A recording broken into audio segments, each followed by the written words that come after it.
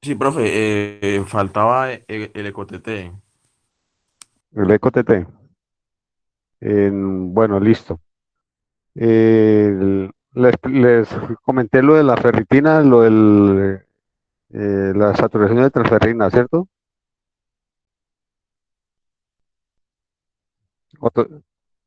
Eso que ya quedó. Ujú. Bueno, listo. Entonces, hablemos del ecocardiograma. El EcoTT, pues es la prueba que, bueno, nosotros utilizamos el péptido natriurético para definir eh, eh, hallazgos tempranos de falla cardíaca. O sea, para clínico temprano de falla cardíaca es el péptido natriurético. Tanto el péptido natriurético, el BNP, como la fracción terminal del ProB, NT-proBNP. Entonces, utilizamos eso como herramienta temprana para eso. Eh, por ejemplo, tenemos una paciente allí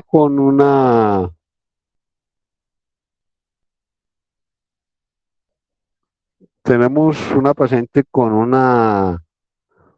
un ecocardiograma,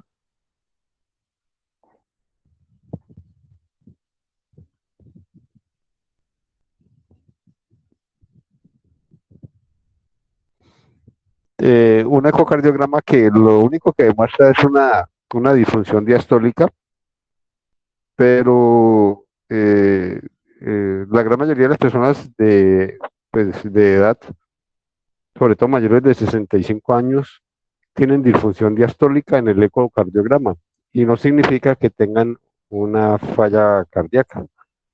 Eso hace parte del proceso de envejecimiento y se va a ver como una disfunción durante el periodo de la diástole. Entonces, un paciente con un cuadro clínico sugestivo de falla cardíaca con disnea de esfuerzos, con un eco-TT que no muestre pues mucho compromiso, no sea pues tan llamativo como un paciente con una ICCF reducida y que tenga un péptido natriurético, pues uno puede hacer o configurar un diagnóstico de insuficiencia cardíaca. Entonces, el eco-TT, el eco-TT le da varias informaciones. Uno, que es la FEBI, la fracción de eyección del ventrículo izquierdo. Eh, ya les dije cómo se sacaba. ¿Cómo es que es la fórmula de FEBI? ¿Me la recuerdan? ¿Cómo es la fórmula de FEBI? Uy, Volumen de inyección por eyección, ¿no? no, señor. No, no hay cucas. ¿Cómo es la fórmula de FEBI?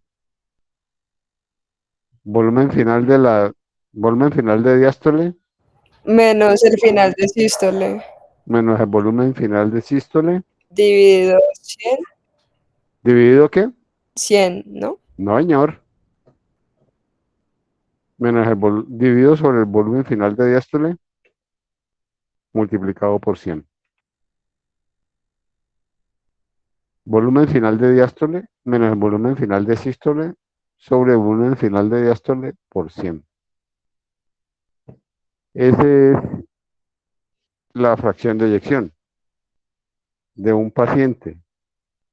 Eh, no sé si les hice un ejemplo numérico. ¿Les hice un ejemplo numérico?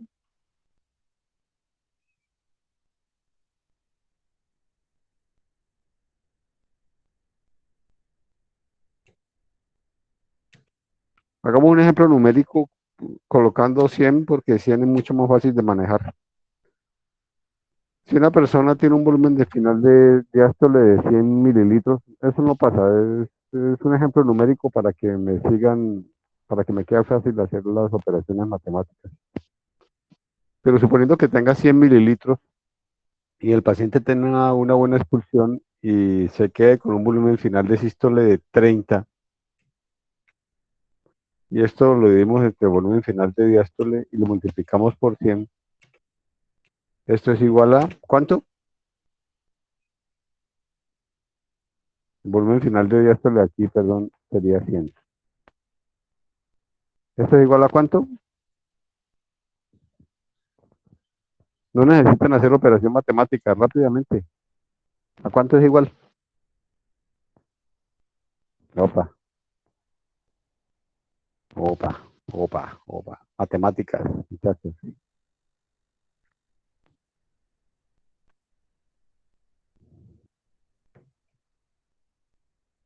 70%. ¿Les quedó claro?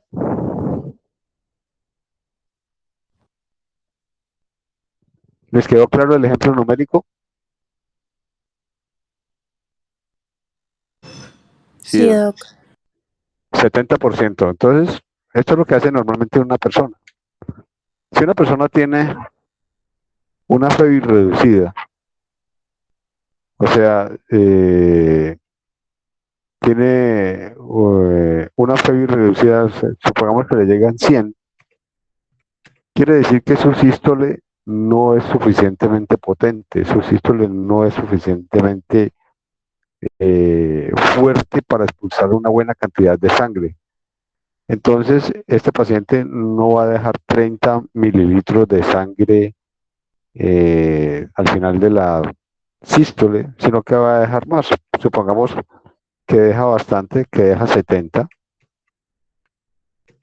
dividido 100, multiplicado por 100, esto es igual a 30%. ¿Sí? ¿Les quedó fácil? Sí, profe. Listo.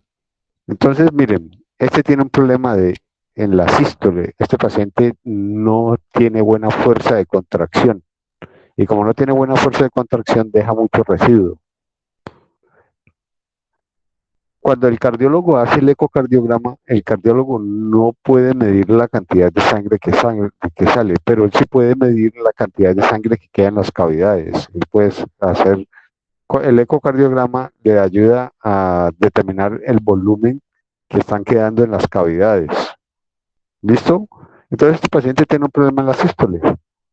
Este paciente de acá, este es el paciente con una FEBI reducida. Este paciente tiene una FEBI reducida. Este paciente de acá lo va a hacer con una FEBI preservada. Este paciente tiene un problema en el llenado ventricular. Ya no se va a llenar con 100 mililitros. Las presiones de llenado están muy elevadas en el ventrículo izquierdo y ya no se llena con 100 mililitros, sino que apenas se va a llenar con 50 mililitros. La contractilidad de este paciente está muy bien. La contracción del ventrículo izquierdo está muy bien y va a contraerse y va a expulsar 15 mililitros. Y lo dividimos entre 50 y lo multiplicamos por 100. Este paciente, haciendo esta fórmula, me da 70%. Miren, los dos tienen una FEBI exactamente igual. Este de aquí y este de aquí. ¿Ya? Pero mientras este expulsa 70 mililitros de sangre, llegaron 100 y quedaron 30, o sea que expulsó 70 mililitros de sangre, a este le llegaron 50 y expulsó 15, o sea que le quedaron, le quedaron 15, o sea que expulsó 35 mililitros. Deme un momento, por favor.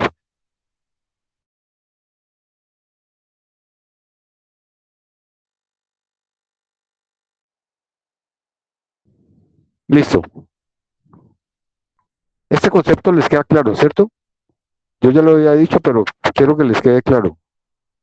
Sí, señor. Listo. Entonces, EcoTT, el cardiólogo ve esto, ve cavidades y ve volúmenes que quedan cuando se llena, ve volúmenes que quedan cuando se vacía. Listo. Y él con eso puede sacar la FEBI. Entonces, el EcoTT me ayuda a determinar qué fracción de eyección tiene un paciente.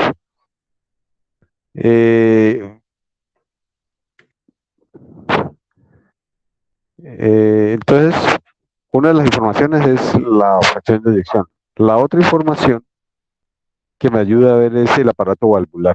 Me dice si hay algún compromiso en las válvulas. Entonces, los compromisos valvulares pueden ser estructurales o pueden ser funcionales. Pueden ser un compromiso estructural o funcional. Por ejemplo, un paciente con una fiebre reumática, le dio una fiebre reumática, le dio una faringoamigdalitis en su juventud y el paciente hizo una fiebre reumática con compromiso de la válvula mitral. E hizo que esa válvula mitral se fibrosara, se cicatrizara. Entonces produjo un compromiso estructural. ¿Listo? Entonces, verifica cómo está la estructura. O el otro es el paciente que tiene una falla cardíaca dilatada, tiene una ICC de Febbi reducida por cualquier motivo, porque, por ejemplo, hizo una enfermedad isquémica del corazón, una enfermedad coronaria, y el ventrículo se fue dilatando y se fue dilatando, y el anillo donde se insertan las valvas de la válvula, el anillo también se va dilatando. Cuando la válvula se cierra, por ese anillo dilatado, no se va a llenar o no se va a cerrar completamente. Entonces hablamos en ese caso de un compromiso funcional. ¿Listo? Entonces, el ecocardiograma me puede decir cuál de los dos tipos tenemos. Decimos que es un compromiso estructural o funcional. Decimos que es una insuficiencia o por el contrario es una estenosis de algunas de las válvulas. El ecocardiograma me reporta trastornos de contractilidad segmentaria. ¿Qué significa eso?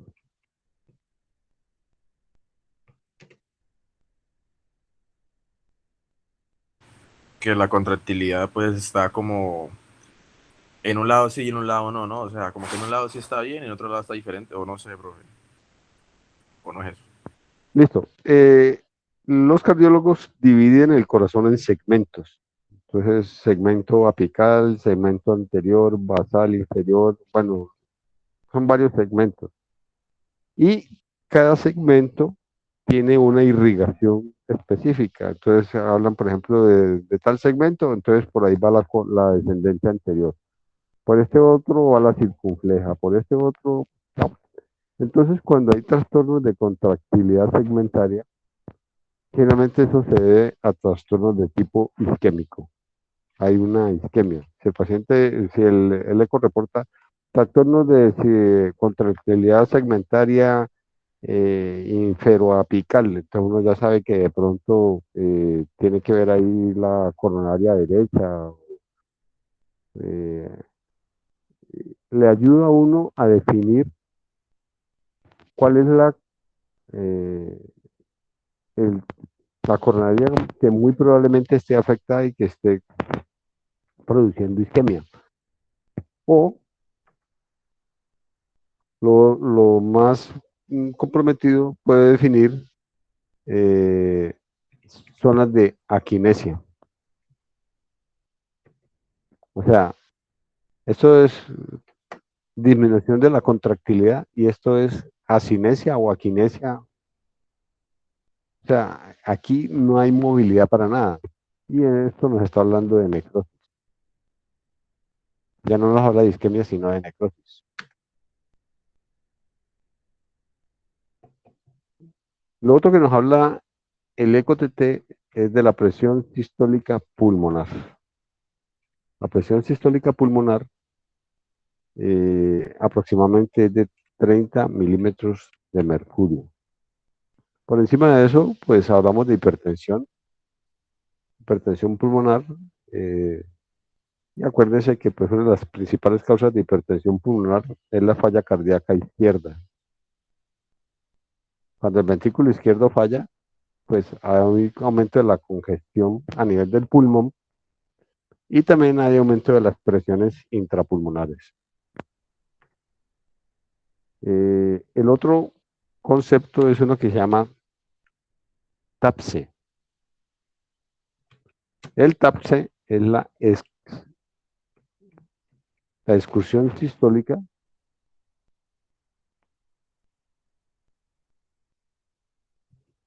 del plano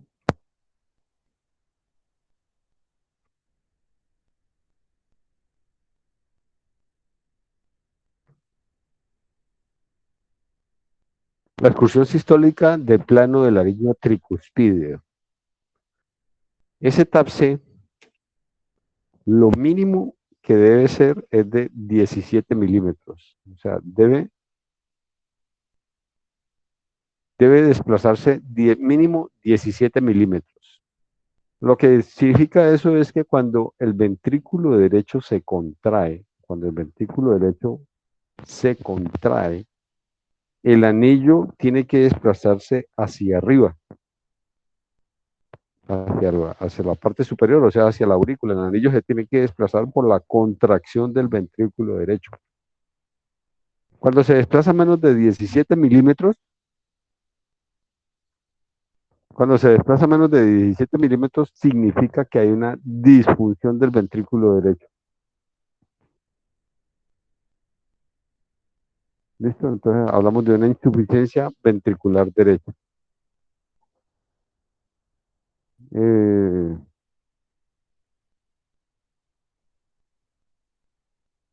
momento.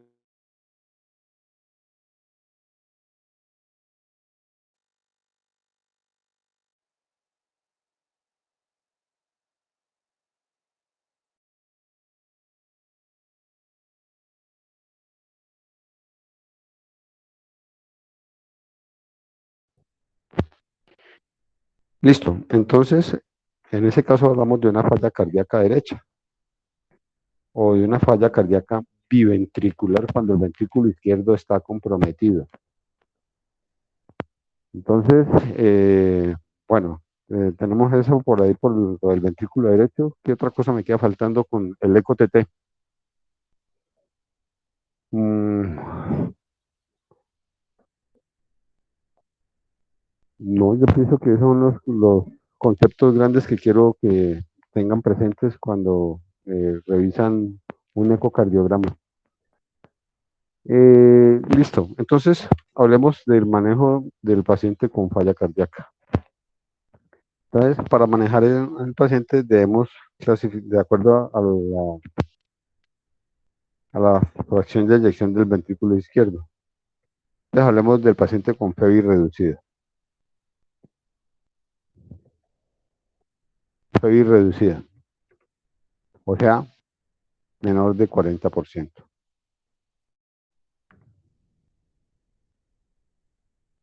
Entonces, ahí hay unas cosas que ya están claras para el manejo de estos pacientes. Hay 4 medicamentos que se tienen que dar si no existe contraindicación para su uso. O sea, es obligatorio darlos porque la combinación de estos 4 medicamentos añade 8.4 años de sobrevida. O sea, estos medicamentos está comprobado que aumentan sobrevida. Hay otros medicamentos que mejoran calidad de vida, que disminuyen hospitalizaciones, pero no está demostrado que impacten pues, en sobrevida, que impacten en aumento de años de vida. Entonces, los 4 medicamentos, ustedes ya los conocen. El primero es una combinación que se llama valsartán sacubitril.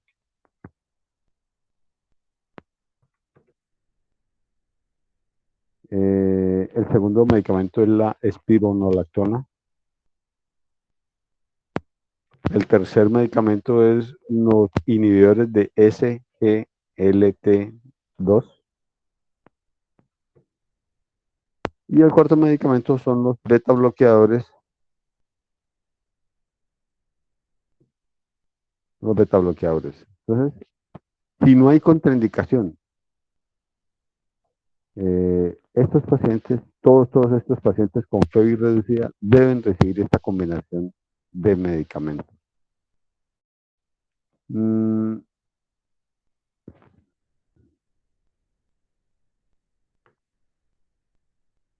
el valsartán sacubitril, ¿el valsartán qué es?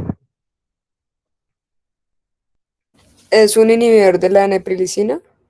Ah, No, el bueno, el valsartán. valsartán solito sería un Una ARA2. RA2, Sí. Y el sacubitril, un ARNI, ¿no? un ARNI, ¿cierto? Inhibidor de la neprilicina. ¿Qué es lo que hace esa neprilicina? Doc, si no estoy mal, la neprilicina es la encargada de la que inhibe el péptido natriurético cerebral. La que inhibe el péptido natriurético. Ay, ¿esto qué pasó? Atrial, Atrial, ¿cierto? sí. Em, ¿Qué pasó aquí? Espérate, un tico, quiero ver. Ah, ya. Listo.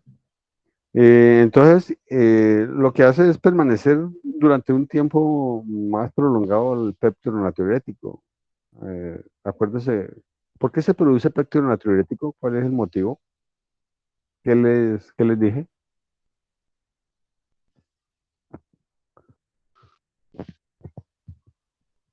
¿Cuál es la explicación del péptido natriurético? Primero que todo, ¿por qué se eleva? Cuando aumenta la presión, no es que se eleva. Cuando aumenta la presión, Cuando se no. dilatan las aurículas. Cuando aumenta la presión en las paredes auriculares. Cuando la pared auricular aumenta, es exigida y aumenta y se distiende, aumenta sus presiones intracavitarias, hace que se libere péptido natriurético. Es un mecanismo de defensa, es un mecanismo de respuesta compensatoria donde trata de eliminar sodio, agua y disminuir la remodelación cardíaca. Entonces, tener unos niveles adecuados de péptido natriurético es lo ideal, o sea, tener unos niveles eh, adecuados de esta sustancia ayuda al organismo, pero también entre más elevado esté el péptido natriurético, indica que mayor compromiso hay en la aurícula.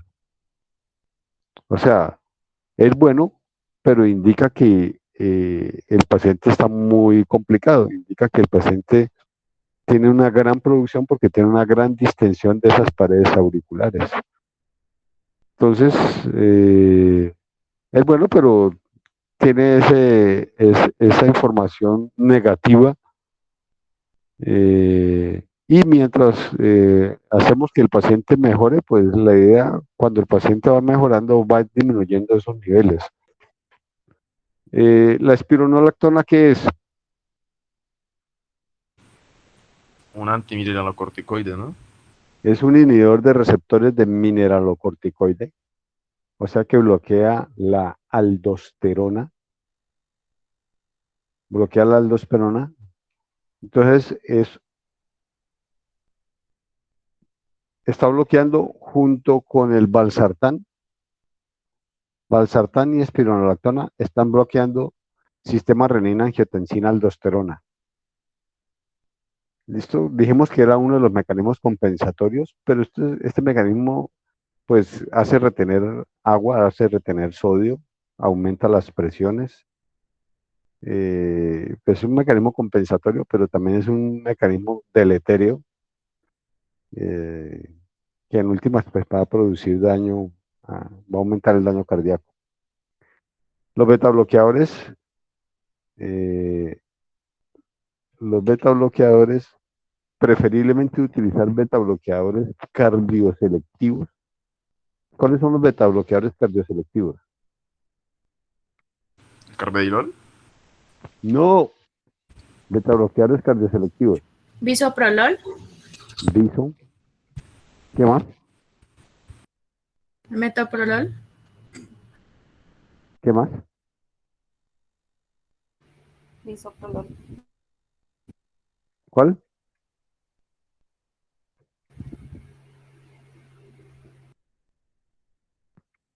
Nebivolol. El carvedilol no es cardioselectivo. El carvedilol es beta 1, es beta 2, pero tiene una ventaja, es alfa 1. O sea que disminuye la resistencia vascular periférica y baja la poscarga y hace que el corazón trabaje eh, más descansado. El corazón no tiene que luchar contra una poscarga alta. Entonces, es el único beta bloqueador no cardioselectivo que se puede usar. ¿Listo? Aquí en metoprolol, eh, lo ideal es utilizar metoprolol succinato, que tiene acción prolongada de 24 horas sostenida en vez de metoprolol tartrato. Y aquí me queda faltando el ISGLT2. ISGLT2. ¿Que funciona en dónde? ¿Haciendo qué?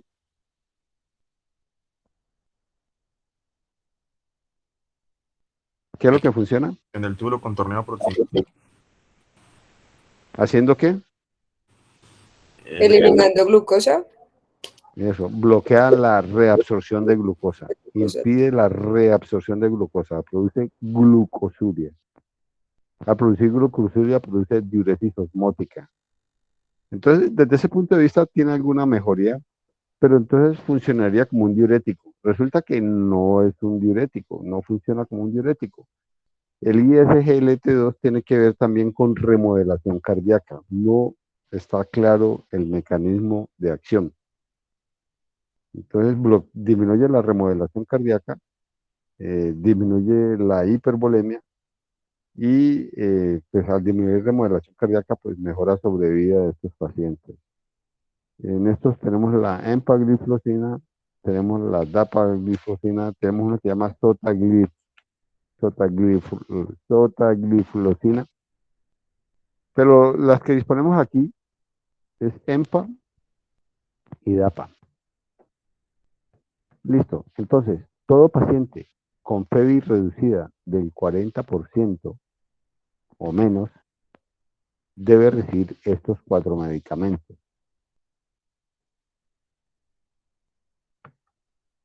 Los pacientes con una FEBI intermedia,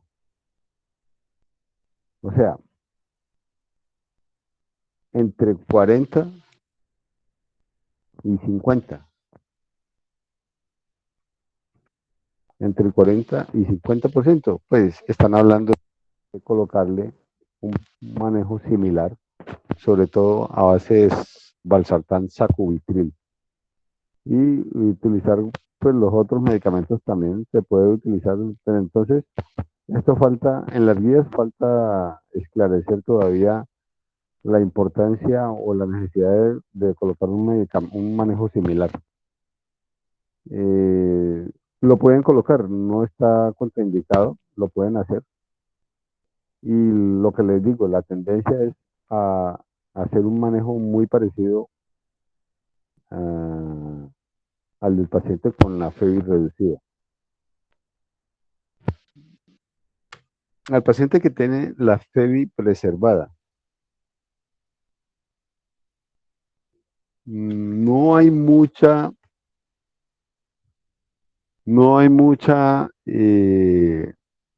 información. Hay algunos estudios, por ahí estoy leyendo un estudio reciente, pero el estudio es muy pequeño, apenas un 66 pacientes, donde están hablando de colocar un manejo parecido, un manejo sobre todo con base en sacubitril valsartán. Entonces, fueron apenas 66 pacientes y lo siguieron. El seguimiento no fue de más de 2 años, mucho menos, un año y medio de seguimiento. Y lo que encontraron fue que reducían los niveles de péptido natriurético. O sea, parece que mejoraba la función del corazón, pero el seguimiento fue corto y entonces en realidad el impacto en sobrevida no está esclarecido, no está claro. Eh, Probablemente sirvan, pero pues todavía en las guías no aparece como eh, que hay que utilizar este medicamento para pacientes con FEVR preservada, no. El que sí aparece que se debe utilizar es la empagliflozina.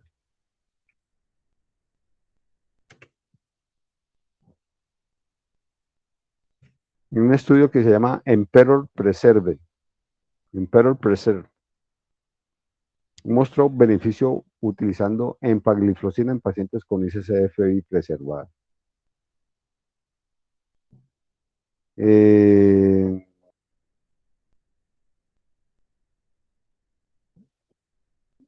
Pacientes con FEI preservada, pues manejar hipertensión arterial, utilizar IECA, utilizar ARA2, utilizar beta bloqueadores, no tiene ningún inconveniente. Se pueden utilizar calcioantagonistas, que pueden ser dihidropiridínicos o no dihidropiridínicos.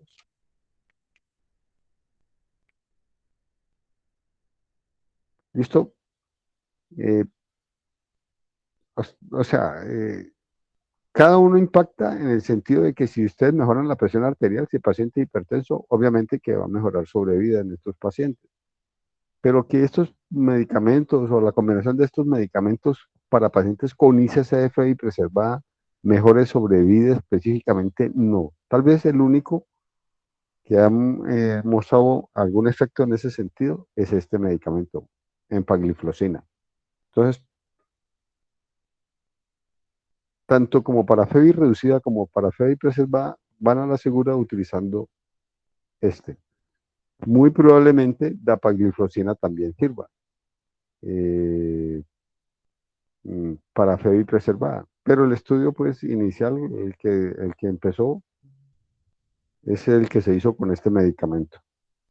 Por efecto de clase, probablemente DAPA también tenga la misma utilidad. Em, bueno,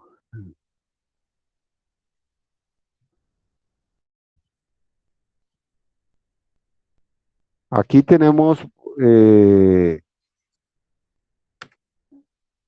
esto es en cuanto al paciente con FEBI reducida, FEBI preservada.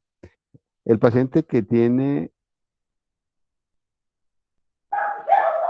un momentito, un momento,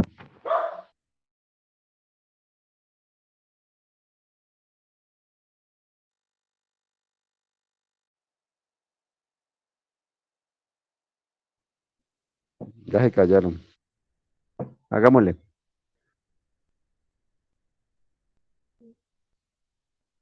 Eso en cuanto a la FEBI. En los pacientes con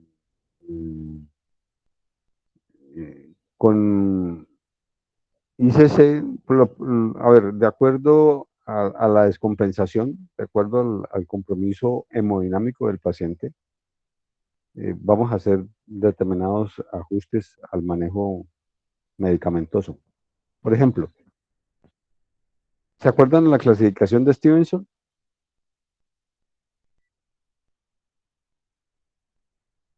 ¿Se acuerdan de la clasificación de Stevenson que les enseñé al principio? Sí, Doc, esa es la de si el paciente está seco, húmedo. Exactamente. Entonces dijimos que eran un estadio A, estadio B, estadio C y estadio L. A está seco y perfundido. B está perfundido pero está húmedo. C está húmedo o sea, congestionado y no está perfundido. Y L está seco y no está perfundido. ¿Les quedó claro? O se las recuerdo otra vez. ¿Mm? Sí, pero ya, ya recordamos. Listo. Entonces, el paciente en estadio A, ahí es donde queremos tener a todos los pacientes. Este paciente está seco, o sea, no tiene congestión, no está congestionado, no tiene edema, no tiene estertores, no tiene disnea. Ese paciente, ah, aquí hay una cosa que ahorita que hablé de seco congestión, tan, tan, tan, tan, tan, tan, tan, tan, tan. Aquí hay una cosa que se llama el colapso.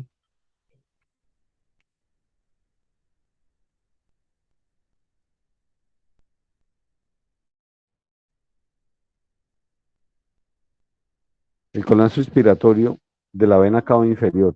Colapso inspiratorio, esto es en el ecocardiograma. El colapso inspiratorio de la vena cava inferior debe ser mayor del 50%. O sea, durante la inspiración, el colapso debe ser mayor del 50%. Cuando es menor del 50%, cuando es menor del 50% el colapso inspiratorio, significa que ese paciente está muy congestionado. ¿Listo? Esto es del eco-TT. Entonces aquí, este paciente está seco, está, o sea, en otras palabras, está perfundido, no tiene signos de congestión, no tiene edemas, no tiene colapso inspiratorio eh, eh,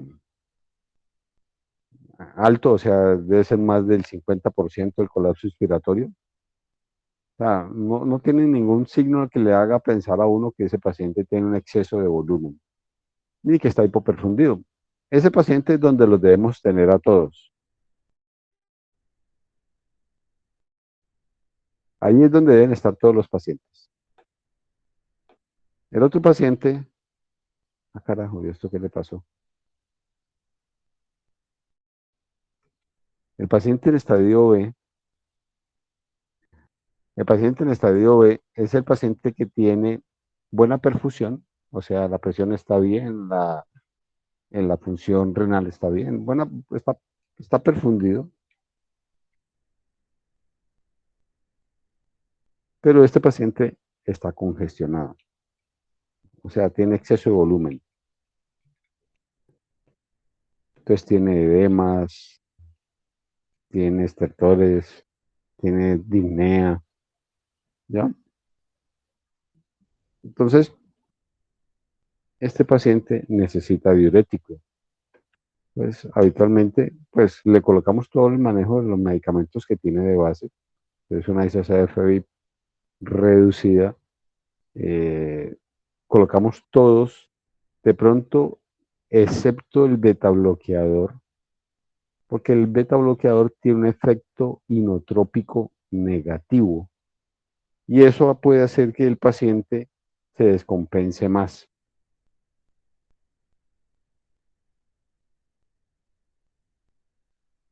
Se descompense más. Entonces, este paciente colocamos de base los medicamentos y le colocamos furosemida. Entonces podemos colocar dosis máxima de furosemida, que son 20 miligramos cada 6 horas. Listo. Obviamente hacemos las medidas adicionales, dieta hiposódica, restricción de líquidos, y lo manejamos pues con todos sus medicamentos y cuando el paciente esté un poco más compensado, iniciamos los beta bloqueadores en dosis bajas. El paciente en estadio C, que es el paciente que no está perfundido, no perfundido, el paciente está congestionado. Entonces, este paciente no está perfundido porque el gasto cardíaco está muy, muy, muy bajo, muy caído. ¿Listo? Está demasiado caído. Acuérdese que el gasto cardíaco está en relación directa con la presión arterial. Entonces puede llegar incluso a estar hipotenso. Entonces, este paciente necesitamos colocarle inotrópicos. Hay que manejarlo en una unidad de cuidado intermedio o una unidad de cuidado intensivo con inotrópicos. Hay que colocar dobutamina o hay que colocar milrinone o el otro inotrópico que se utiliza se llama levocimendam. Y cuando el paciente mejore la presión, mejore la perfusión, le podemos colocar furosemida para disminuir la congestión. Entonces colocamos para este paciente este manejo medicamentoso. Y el paciente en estadio D, que no está perfundido, pero este paciente está seco, no tiene congestión pulmonar. Este paciente necesita inotrópicos y necesita líquidos endovenosos. Este paciente es un problema porque le vamos a meter líquidos endovenosos a un paciente con falla cardíaca. Entonces tiene que tener una vigilancia hemodinámica muy estrecha. El paciente debe estar en una unidad de cuidado intensivo vigilando pues todos sus parámetros, gasto cardíaco, la resistencia vascular periférica. Bueno, este paciente es de muy alto riesgo.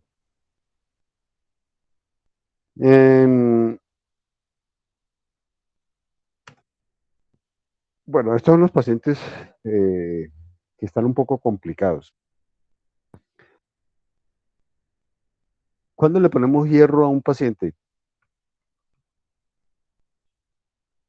¿Ya les comenté eso o no? ¿O sí?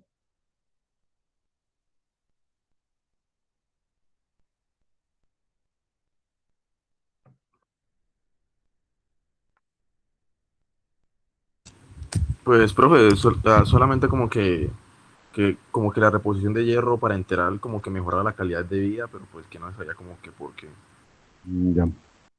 Listo. Le colocamos hierro parenteral en pacientes con FEBI menor de 45% si tienen una ferritina menor de 100 nanogramos por mililitro. Entonces, ferritina menor de 100 nanogramos por mililitro, hierro parenteral. Le colocamos un hierro que se llama hierro carboximaltosa. Ese es el único que han mostrado mejoría de calidad de vida, mejoría de síntomas, no mejoría de sobrevida, pero pues sí mejoría en pues, calidad de vida. Tener calidad de vida es importante. Listo, entonces colocamos hierro, se llama carboximaltosa.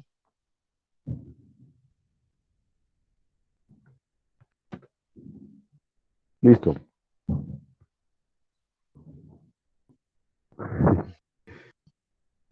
El otro paciente que le colocamos hierro parenteral es el paciente que tiene una ferritina mayor de 100, pero que tiene un porcentaje de saturación de transferrina menor de 20%. Entonces, ferritina normal.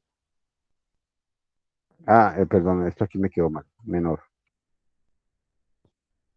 Ferritina, este de aquí, ferritina mayor de 100, pero con saturación de transferrina menor de 20%.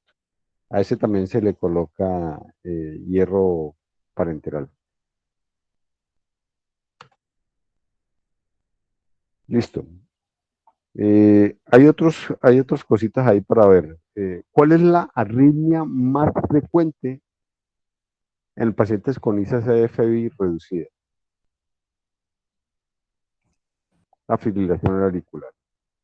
Entonces, eh, antes de esto, ¿cuál es la meta de frecuencia cardíaca en un paciente con ICC? Menor de 70. Menor de 70. La meta debe ser de menor de 70 latidos por minuto. ¿Listo?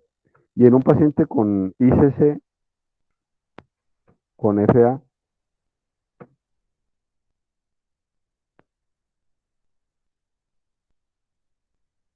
menor de 110. Bueno, no en ICC con FA, en FA, menor de 110. Y si tiene ICC, pues también la misma meta, menor de 110.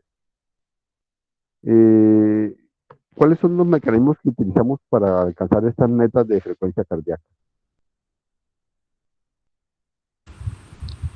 De pronto, beta bloqueadores o casi antagonistas.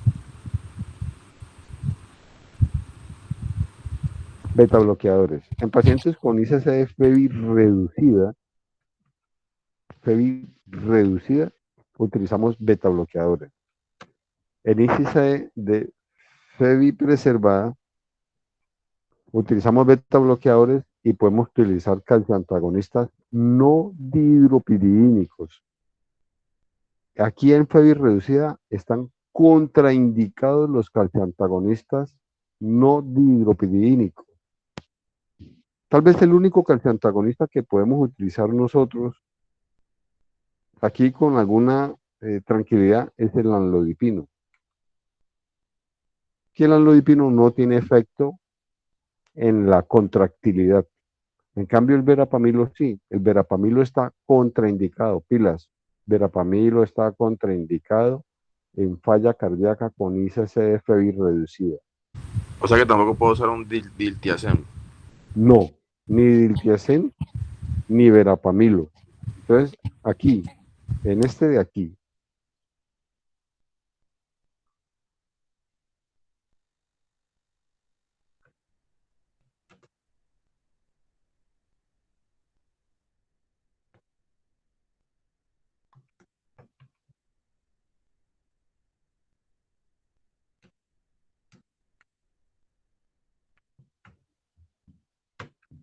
¿quedó claro esto?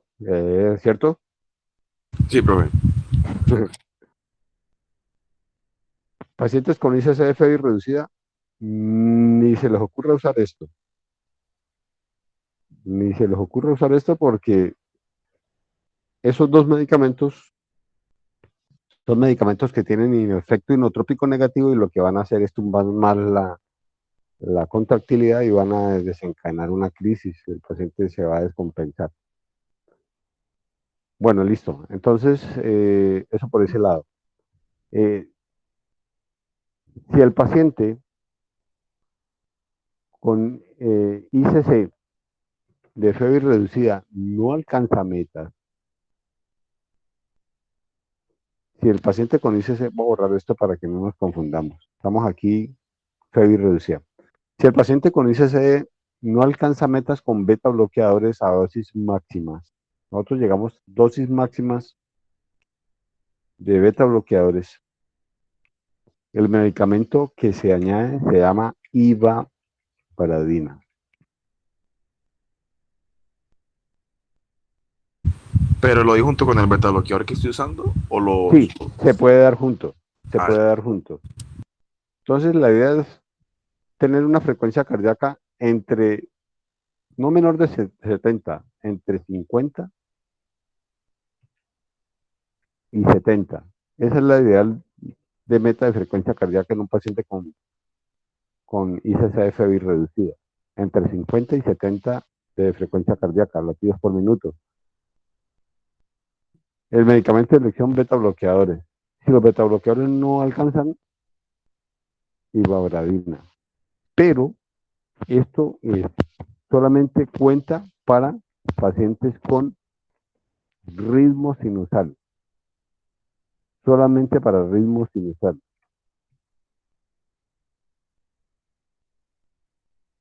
¿Listo? En ICC con FA La meta es máximo hasta 110 latidos por minuto. Siempre intentamos primero con beta bloqueadores. Y si la cosa no mejora con beta bloqueadores, adicionamos digoxina. ¿Listo? Esta parte les quedó clara, ¿cierto? Sí, profe. Bueno.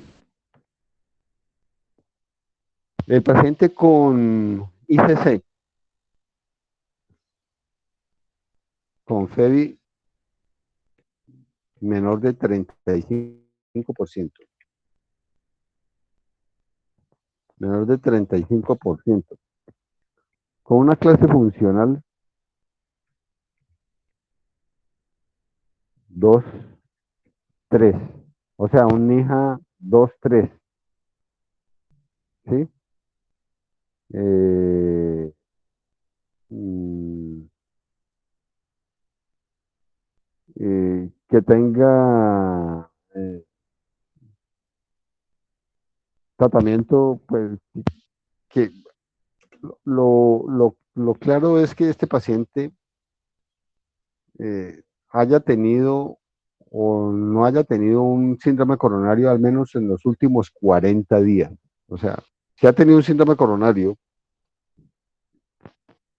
eh, supongamos que, ¿cómo lo coloco? A ver, si ha tenido un síndrome coronario aguda mayor de 40 días,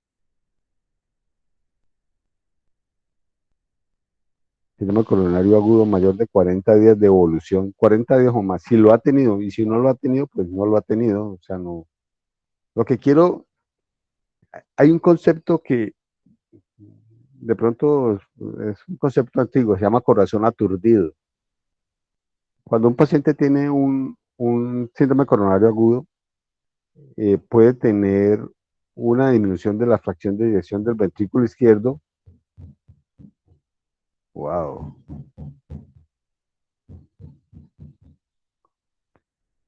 Puede tener una disminución de la fracción del ventrículo izquierdo, pero puede ser transitoria por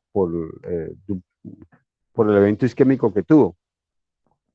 ¿Listo? Es como un corazón aturdido. Se supone que ese efecto se demora aproximadamente hasta 40 días y después de 40 días, si persiste con la fracción de eyección así, es porque ya va a quedar así. ¿Me entienden el concepto? Sí, sí, sí. Sí, profe. ¿Sí?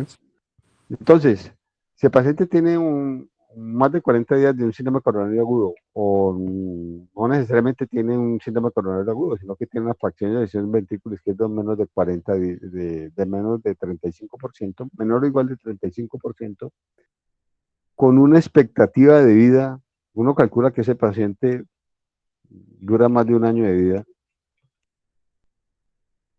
¿sí? Este paciente hay que colocarle un cardiodesfibrilador implantable. Un cardiodesfibrilador implantable. Esta es una indicación primaria de prevención, indicación de prevención primaria.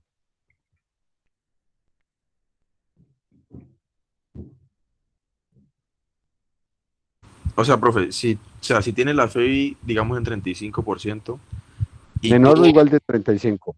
ajá, y digamos que tuvo el evento coronario agudo ya hace más de 40 días, o sea, ya quiere decir que la FEBI le va a quedar así. Le va a quedar así, exactamente. Entonces, en ese caso se manda el desfibrilador. Y si calculamos que ese paciente va a durar más de un año, o sea, si vemos que tiene una clase funcional muy mala, que tiene muchas comorbilidades, que tiene alto riesgo de morir antes de un año, no vale la pena.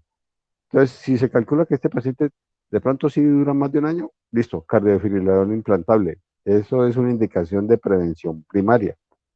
Ahora, el otro que le colocamos cardiodesfibrilador implantable es el paciente que hizo una taquicardia ventricular o no taquicardia ventricular, una arritmia ventricular.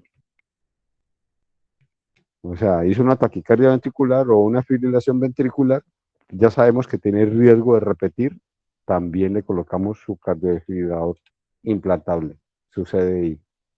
¿Listo? Sí, profe. El otro es el paciente que tiene eh,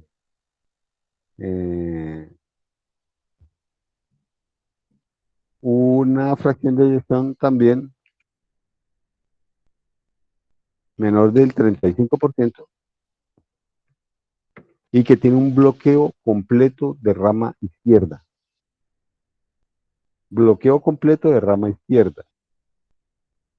Y que este paciente tiene un QRS mayor de, mayor de 140, totalmente seguro, hay que hacer esta conducta, o mayor de 130, pues dependiendo de comorbilidades y de patologías asociadas. Este paciente, está hablando de milisegundos, de QRS mayor de 140 o 130 milisegundos. Este paciente es tributario de manejo con una cosa que se llama cardio resincronizador.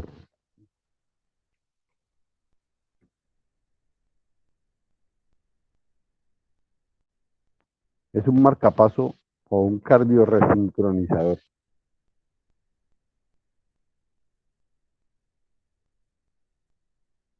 Este aparatejo lo que hace es poner a contraerse los dos ventrículos, tanto el ventrículo derecho como el ventrículo izquierdo, al unísono, ¿ya?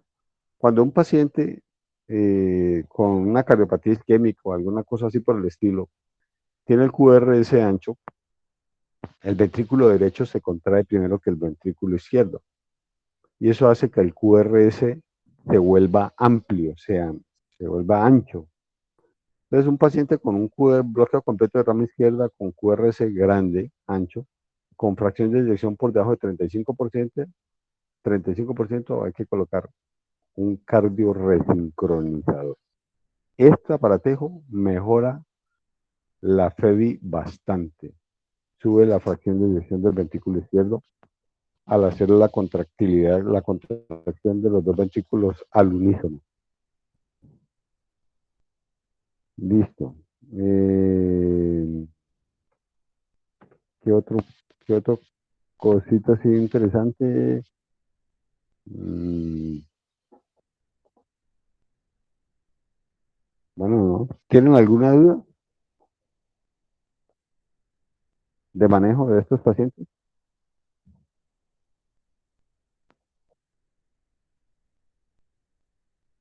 No, doctor. ¿Mm? Bueno, listo. Entonces, eso es lo que tenía de falla cardíaca. Empecemos a hablar ahí unos minutos más, hablemos de TEP. Dejemos la parte inicial de TEP y sobre todo la fisiopatología, algo de cuadro clínico y diagnóstico y tratamiento lo dejamos para después. Listo, tromboembolia pulmonar. El nombre lo dice, es un trombo que ha salido de algún sitio distante y va a parar al pulmón y produce una oclusión de la circulación arterial pulmonar. ¿Ya? Entonces puede ser de alto riesgo, mm, puede ser tan grande que el paciente tenga un shock obstructivo y muera en shock obstructivo. O puede ser de bajo riesgo, incluso se puede manejar en forma ambulatoria y hacerle una descarga rápida de hospital. Bueno, ¿qué es este concepto? ¿Qué es eso?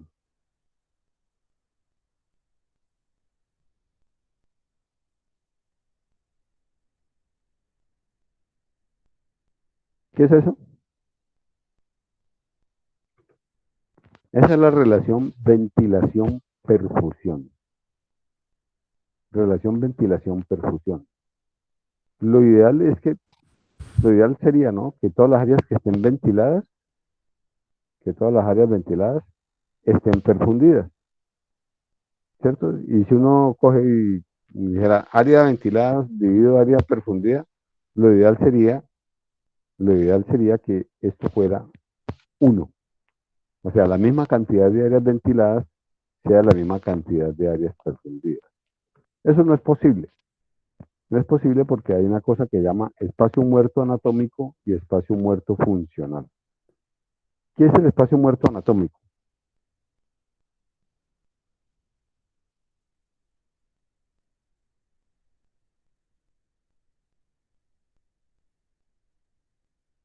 Espacio muerto anatómico, ¿qué es eso? No era como una zona en la que no había intercambio de gaseoso, ¿no? Sí, claro. El espacio muerto anatómico es donde no hay intercambio gaseoso. El paciente no puede hacer intercambio gaseoso. Por ejemplo, la vía aérea, bronquios, bronquiolos, tráquea, laringe, o sea, ese espacio muerto, eso se llama espacio muerto anatómico. No hay intercambio gaseoso porque pues no es zona de intercambio. Ese es el espacio muerto anatómico. El espacio muerto funcional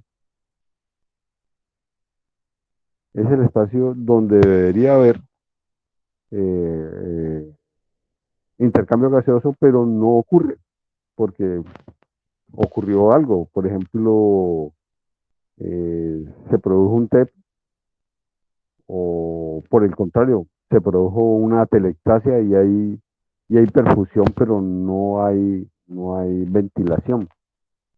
¿Listo?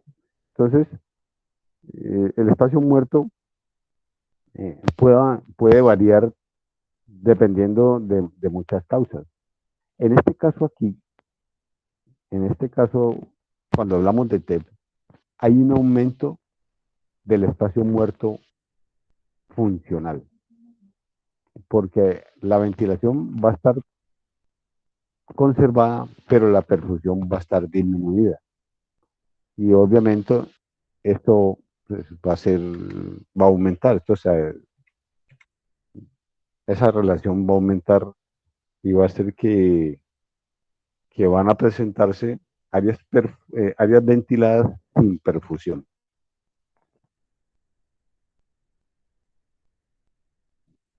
Áreas ventiladas sin perfusión.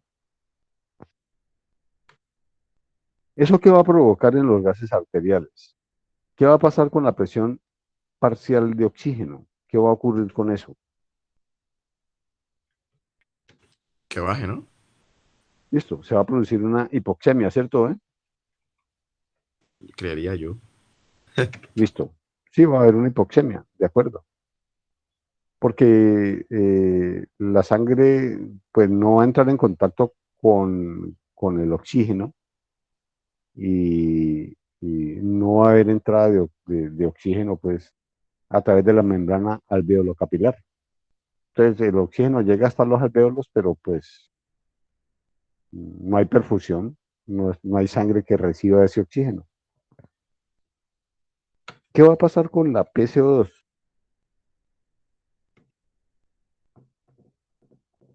¿Qué va a ocurrir? Que suba, ¿Va a subir? creo, ¿no? Y no, no va a subir. Se va a producir, se va a producir una disminución del PCO2. Va a caer. Se va a producir una hipocapnia. ¿A qué se debe que al CO2 no le pase lo mismo que al PO2? Si no hay intercambio aquí, pues este tampoco debería salir y aumentar, ¿cierto? Sería como lo lógico. Lo lógico, la respuesta lógica, lo que uno pensaría, bueno, este no está entrando, entonces este no debe salir. Pero no, no es lo que pasa, no es lo que sucede.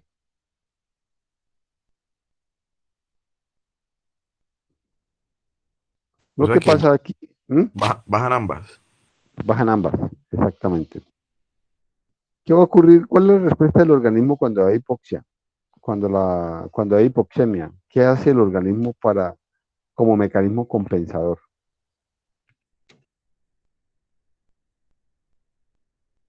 ¿Qué hacen?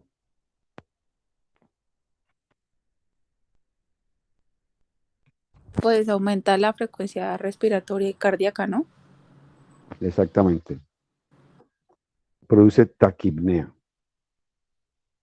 El organismo responde produciendo aumento de la frecuencia respiratoria para tratar de meter la mayor cantidad de oxígeno. Pero esa taquipnea hace que la PCO2 baje. ¿Por qué se afecta tanto la PCO2 y no mejora la PO2? Porque el CO2, el dióxido de carbono, tiene difusión, mucha mayor difusión que el oxígeno solo.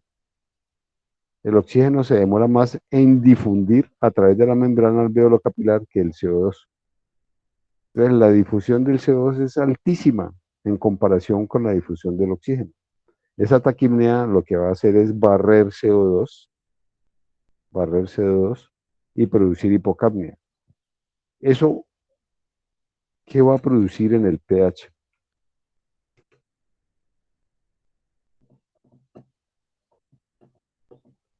¿Qué va a Que sea, producir en el pH? que sea más ácido. Carajo, Va a aumentar. O sea, va a, claro, va a aumentar. El CO2 es inversamente proporcional al pH. A más bajo CO2, más alto pH.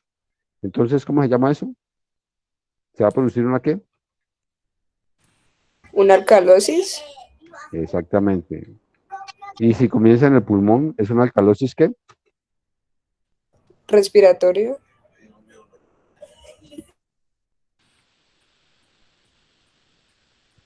¿Esta parte les queda clara?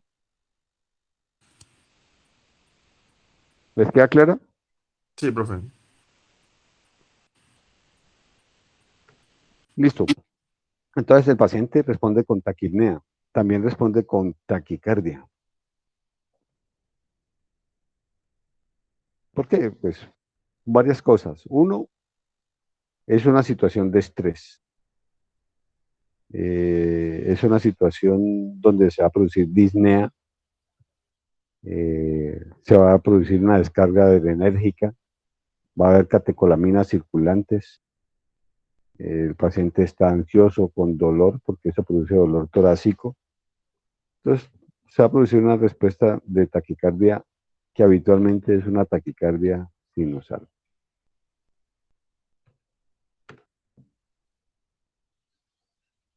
¿Listo? Esos son como, bueno, ¿de dónde viene el trombo? Habitualmente el trombo viene de las extremidades inferiores, de los miembros inferiores, pero pues puede venir de circulación pélvica y puede venir de venas más proximales. Pero pues habitualmente más del 70% de los trombos de los TEP ocurren por desplazamiento de trombos de, de miembros inferiores. En, aquí tardía sinusal.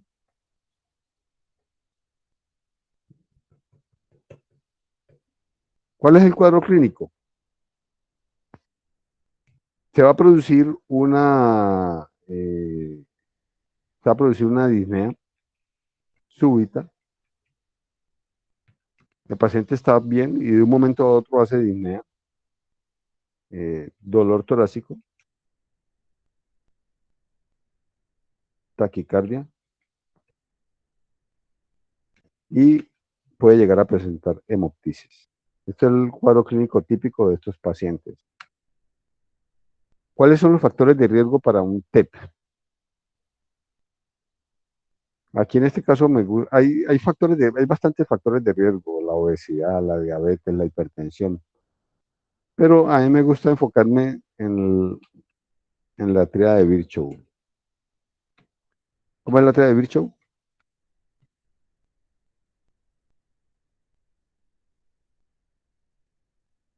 Estasis venoso.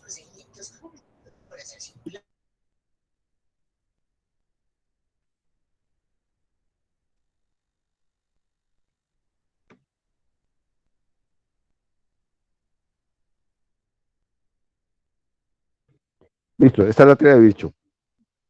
Trastornos de hipercoagulabilidad que son múltiples, hay bastantes, hay autoinmunes, cáncer, bueno, hay diferentes congénitos.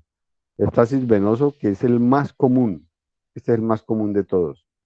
Y lesión endotelial, que generalmente es por trauma con lesión del endotelio, levantamiento del endotelio y obviamente donde se levanta el endotelio se puede producir agregación y trombos y eventos trombóticos. Entonces, por ejemplo, hipercoagulabilidad.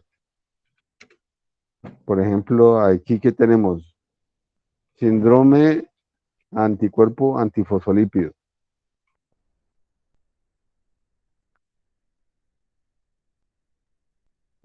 Carajo. Síndrome anticuerpo antifosfolípido.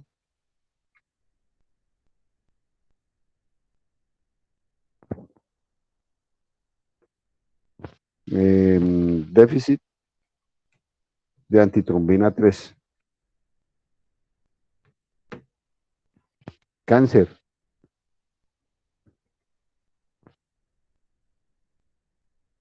Un momentico.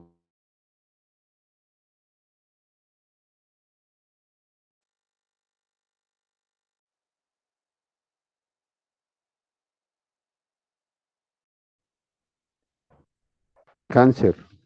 Hay unas proteínas que se llaman proteína C y proteína S. Cuando hay déficit de esas proteínas también se puede producir eventos trombóticos. Bueno, eh, hay un trastorno genético por ahí donde hay un déficit del factor 2. Eh, Hay diferentes trastornos de hipercoagulabilidad. El estasis venoso tiene que ver con postración prolongada. Son los pacientes que han estado postrados, que estaban con una extremidad inmovilizada durante mucho tiempo. Entonces, pacientes con secuelas de ACV, pacientes con trauma raquimedular, pacientes con cirugías de ortopedia, fracturas o de miembros inferiores, fracturas de cadera, bueno, o sea, cualquier, cualquier disminución de la movilidad de miembros inferiores puede llegar a provocar estasis y obviamente eventos trombóticos. Y lesión endotelial, más que todo es por lesión endotelial, más que todo es por trauma con compromiso vascular. Pues, vascular, sobre todo, estamos hablando de trauma vascular venoso. Esas son las causas a grandes rasgos. Hay otros factores de riesgo, por ejemplo, mujeres en embarazo. El uso de anticonceptivos orales también se asocia con eventos trombóticos. Eh, bueno, hay muchos eh, factores que tienen que ver con riesgo para eventos trombóticos. Y muchachos, dejemos ahí porque creo que ya me cansé. El otro miércoles terminamos hacemos diagnóstico y tratamiento de TEP. ¿Alguna pregunta hasta aquí? No, profe. ¿No? Todo claro, entonces. Listo. Hasta ahora sí. Ah, bueno, listo. Entonces, dejamos ahí y continuamos el otro miércoles. Bueno, doctor, muchas gracias. Bueno, que